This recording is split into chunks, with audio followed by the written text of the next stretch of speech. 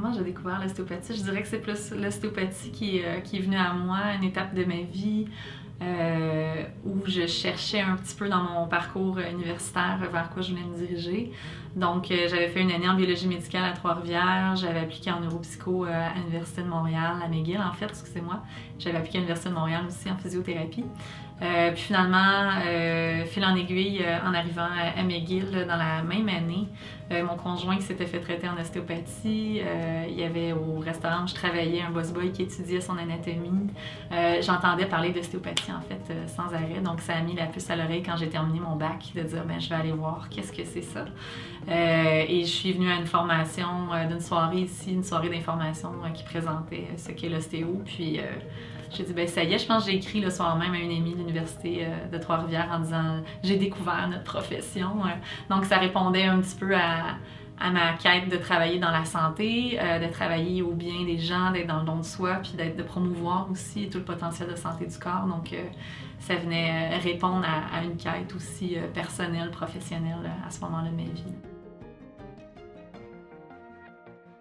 Ma définition de l'ostéopathie, je dirais que ça se base sur la définition d'Andrew Taylor Still qui dit que l'ostéopathie c'est une philosophie, c'est une science, c'est un art. Donc il y a tout cet aspect-là philosophique de la mettre dans un contexte de société, de s'inscrire dans une réalité qui fait du sens.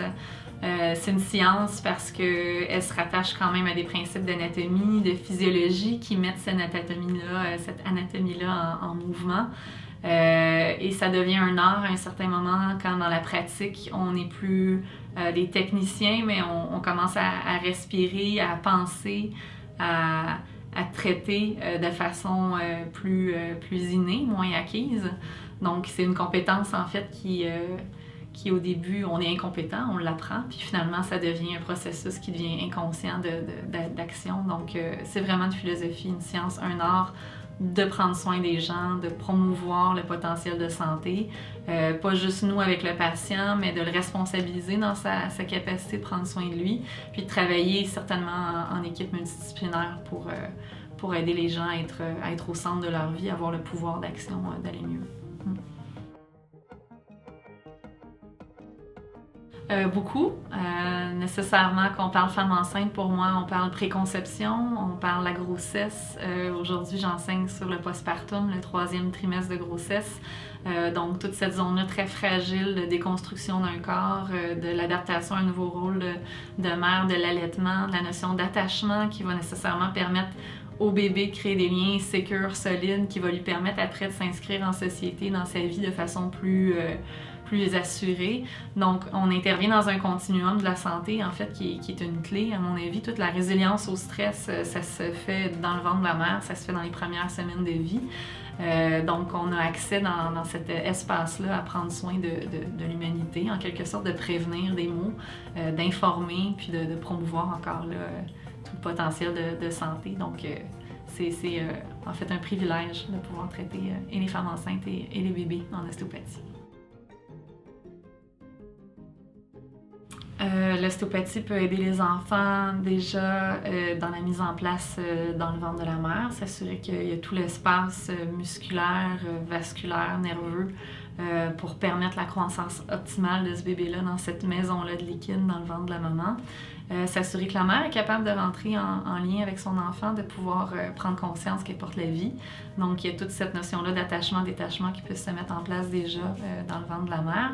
Et nécessairement, dans l'accompagnement en ostéopathie pendant l'accouchement, comme dans le traitement immédiat, dans les suites des couches, on peut vraiment aider à décharger l'enfant des stress qu'il peut y avoir nécessairement par des manipulations, par des interventions, que ce soit les forceps ventaux, césariennes, qui, on le sait, vont avoir un impact sur la sortie du bébé dans le monde. Et nous, dans les tissus, on va sentir ces restrictions-là.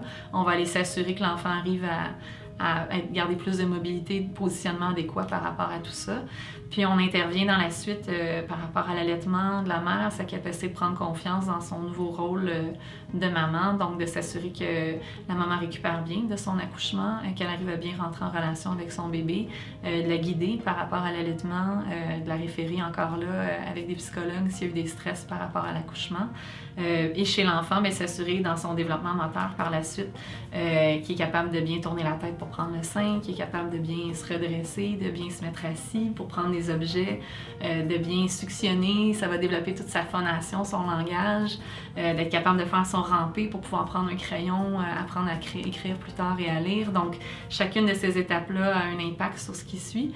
Puis de pouvoir être le témoin de ça, puis intervenir quand il y a des blocages, nécessairement, ça permet de faire de la prévention, puis de promouvoir un développement optimal dépendamment de ce qu'il y a eu comme intervention ou de ce qu'il y a eu comme impact ou comme diagnostic, dépendamment de chaque individu. C'est une bonne question. Dans le contexte politique actuel, on souhaite qu'elle soit reconnue pour certainement donner l'accès au public, en fait, à une ressource qui est saine, une ressource qui promouvoit la santé, une ressource qui va permettre peut-être de s'intégrer plus dans le milieu public pour travailler vraiment main dans la main avec tous les professionnels de la santé, parce qu'on a vraiment potentiel de travailler dans l'intégratif, de travailler dans l'aspect global de l'individu. C'est dans ça qu'on a des forces et des super solutions cliniques.